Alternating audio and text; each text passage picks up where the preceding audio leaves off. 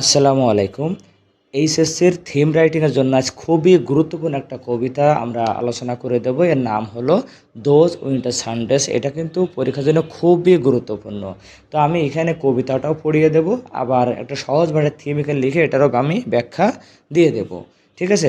Theme কিন্তু তুমি নিজের ভাষায়ও লিখতে পারো, আবার আমি যেটা দিয়েছি এইভাবেও লিখতে পারো। আগে কবিতাটা আমাদের বুঝতে হবে।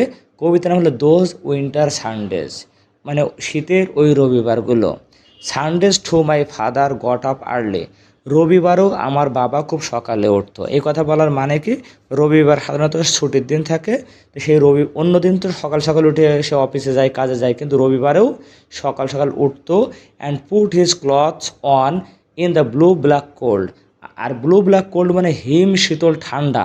এই হিম শীতল ঠান্ডার ভোরে সে তার কাপড় পরিধান করত।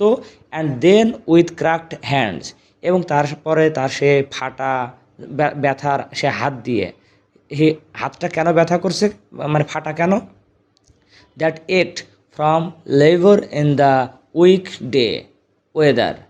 মানে উইকডে মানে সাপ্তাহিক কর্মের দিন, মানে সপ্তাহে 7 দিন, মানে বাকি 6 দিন যে কাজ করে, সে কাজ করে তার হাত মনে করে বিভিন্ন জায়গায় ফেটে গেছে, এবং সেই ফাটা হাতে এক এক মানে ব্যথা, তো ব্যথা করছে, সেই হাত দিয়েই ব্যাংকড ফায়ার্স ব্লেজ, মানে আগুন জ্বালিয়েছে। ব্যাংক মানে মূলত স্তূপ করা, মানে এই যে ঘরের ভিতরে শীতপ্রধান দেশে আগুন জ্বালানোর জন্য বিভিন্ন কাঠ টাঠ এক জায়গায় যোগ করে তারপর সেটা আগুন লাগিয়েছে ঘর গরম করার জন্য। কিন্তু no one ever thanked him, এরপরেও কে কখনো তাকে ধন্যবাদ জানায় নাই। I would wake and hear the cold splintering breaking. আমি ঘুম থেকে উঠতাম আর শুনতাম হলো ওই শিশিরের চিড়চিড় করে ভেঙে পড়ার শব্দ। When the rooms were warm, এরপর রুম যখন গরম হতো, হি উড কল, ওই যে রুমের ভিতরে আগুন জ্বালিয়েছে, রুম যখন গরম হয় তখন সে আমাকে ডাকতো। And slowly I would rise and dress, এরপর আমি ধীরে ধীরে উঠতাম এবং কাপড় পরিধান করতাম। Fearing the chronic angers of that house, আর এই বাড়িতে দীর্ঘদিনের যে রাগ বা ভয়ের পরিবেশ আছে, সেই ভয়ের কারণেই আমি ধীরে ধীরে উঠতাম আর কাপড় পরিধান করতাম। স্পিকিং ইনডিফারেন্টলি টু হিম, আর বাবার সাথে কথা বলতাম উদাসীনভাবে। Who had driven out the cold, ঘর থেকে যে এই শীত দূর করেছে তার সাথে আমি উদাসীনভাবে কথা বলতাম।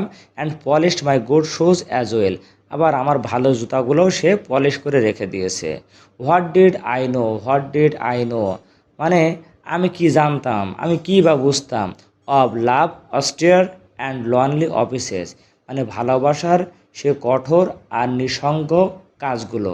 মানে তার বাবা কঠোর ছিল, আবার তাদেরকে নিঃস্বার্থভাবে ভালোবাসতো, কিন্তু এইটা আমি তখন বুঝতাম না। তো আমরা এখন বুঝছি মনে হয় যে একটা বাবা তার সন্তানের জন্য কী কী কাজ করে, কিন্তু কেউ কাউকে থ্যাংক ইউ দেয় না, সে নিঃস্বার্থভাবে কাজ করে যায়। তো থিমটা এখন পড়িয়ে দিই। The main theme of the poem is parental sacrifice and love. এই মানে এই কবিতার মেইন থিম হলো পিতার আত্মত্যাগ এবং ভালোবাসা। The poem deals with the sacrifices a father makes for his children. একটা বাবা তার সন্তানের জন্য যা যা আত্মত্যাগ করে সেটাই কবিতায় আলোচনা করা হয়েছে। হি বিয়ার্স অল দ্য পেইন, এই বাবা সকল ব্যথা সহ্য করে। Two fulfil his responsibilities as a father, বাবা হিসেবে তার সকল দায়িত্ব তিনি পূরণ করার জন্য, দায়িত্ববোধ পূরণ করার জন্য তিনি সকল ব্যথা সহ্য করেন। The speaker now appreciates his father sacrifices, এখন এই কবি বা যিনি বর্ণনা করেছেন এই বর্ণনাকারী তার বাবার সকলে আত্মত্যাগকে অ্যাপ্রিসিয়েট প্রশংসা করছেন।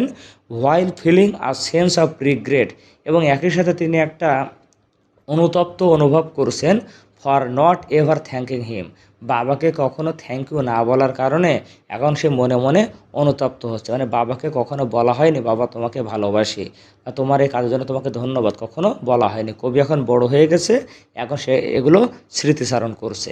তো এই হলো আজকের এই কবিতার আলোচনা এবং থিম। পরবর্তী ভিডিও দেখার আমন্ত্রণ জানাই শেষ করছি। আসসালামু আলাইকুম।